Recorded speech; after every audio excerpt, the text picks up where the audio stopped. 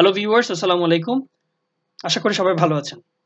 আজ আমি আলোচনা করব এখানে ব্যাংকিং যে ফিচারগুলো আছে এখানের কয়েকটা বিষয় নিয়ে। যদিও ব্যাংক ডিপোজিটটা আমি আগে দেখিয়েছিলাম, এখানে ব্যাংক ডিপোজিটে যে আনডিপোজিটেড ফান্ড কিভাবে আমরা ডিপোজিট করব এই জিনিসগুলো নিয়ে আলোচনা করেছিলাম। ট্রান্সফারও আমরা একবার দেখিয়েছিলাম, এখানে আরও একবার দেখাই আমি। ট্রান্সফার দেখিয়েছিলাম মূলত যখন আমাদের মাল্টি কারেন্সি ক্রেডিট কার্ড নিয়ে কাজ করছিলাম, তখন কিন্তু আমাদের ক্রেডিট কার্ডের পেমেন্টটা সরাসরি করতে পারছিলাম না। তখন আমরা কিন্তু এখানে ব্যাংক অফ ইউনাইটেড স্টেটস থেকে আমাদের যে ক্রেডিট কার্ডটা ছিল ভিআরএন সামথিং ভিসা, ওই কার্ডে আমরা ট্রান্সফার করেছিলাম। এবং দেখুন এখানে আমরা যেটা করেছিলাম, ভিআরএন প্ল্যাটিনাম কার্ডটা দেওয়ার পর এখানে নিউজিল্যান্ড ডলারে আমরা ট্রান্সফার করেছিলাম। টোটাল $480 এনজেডি ট্রান্সফার করেছিলাম, যেটার জন্য আমাদের এখানে আসতে হয়েছিল এই যে 509 ব্যালেন্স ছিল। পরে আমাদের সরি আলটিমেট ব্যালেন্স হয়েছিল 509। আমরা ব্যাংক রেকনসিলিয়েশন করে জিনিসটা দেখিয়েছিলাম। এখানে ট্রান্সফারের কাজটা মূলত তাহলে অ্যাকাউন্ট টু অ্যাকাউন্ট ট্রান্সফার।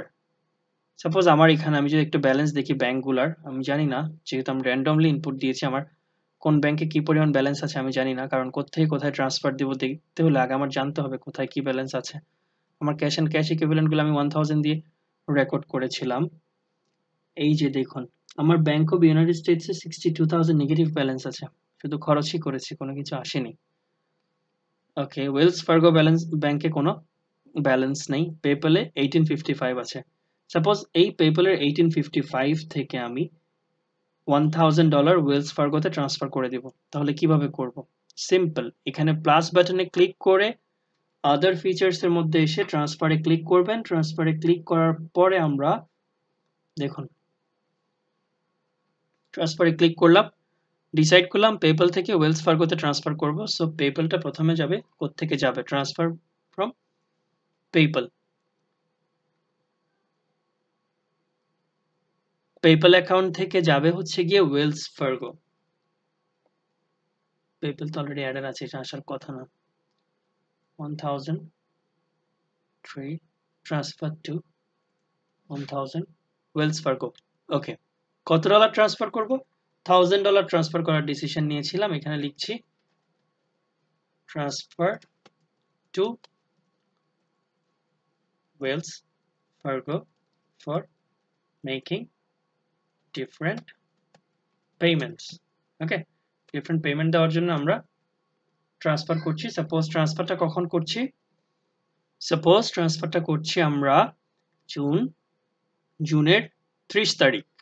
ওকে, যদি কোনো সাপোর্টিং রাখতে চাই ট্রান্সফারে, যদি আমরা কোনো সাপোর্টিং পাই ব্যাংক থেকে, এখানে অ্যাকচুয়ালি আমরা যদি পেপ্যাল থেকে আমাদের ওয়েলস ফার্গো একটা অ্যাকাউন্ট থেকে যদি আরেকটা অ্যাকাউন্টে কোনো কিছু ট্রান্সফার করে ফেলি, সেটা কুইক বুকে রেকর্ড করার জন্য আসলে এইভাবে করতে হয়। ব্যাংক টু ব্যাংক ট্রান্সফারগুলা, এটা কোনো আসলে ফাইন্যান্সিয়াল ইম্প্যাক্ট নাই, কারণ আমার এক হাত থেকে আরেক হাতে যাচ্ছে, আমার এক ব্যাংক অ্যাকাউন্ট থেকে অন্য ব্যাংক অ্যাকাউন্টে যাচ্ছে। সো ইটস প্রিটি সিম্পল, এখানে কোনো কাজ নাই, শুধু আমি সেভ দিয়ে দিলেই চলে যাবে। আমি যদি একটু এখন আমার ওয়েলস ফার্গো ব্যাংকটা দেখি, এতক্ষণ কোনো ব্যালেন্স ছিল না, খুবই দরিদ্র অবস্থায় ছিল ব্যাংকটা। ওয়েলস ফার্গোতে এখন 1000 চলে এসছে এবং পেপ্যালে 855। দেখুন, যদি অ্যাকাউন্ট হিস্ট্রি দেখতে চান তাহলে এখানে মাইনাস হবে কিছু অ্যামাউন্ট। কোথায় এসছে?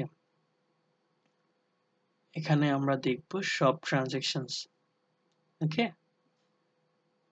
এটা কোন অ্যাকাউন্টে এসেছি? পেপ্যাল অ্যাকাউন্টে আসার পর এই যে দেখুন, জুনের 30 তারিখে $1000 ট্রান্সফার পেমেন্ট হয়ে গেছে।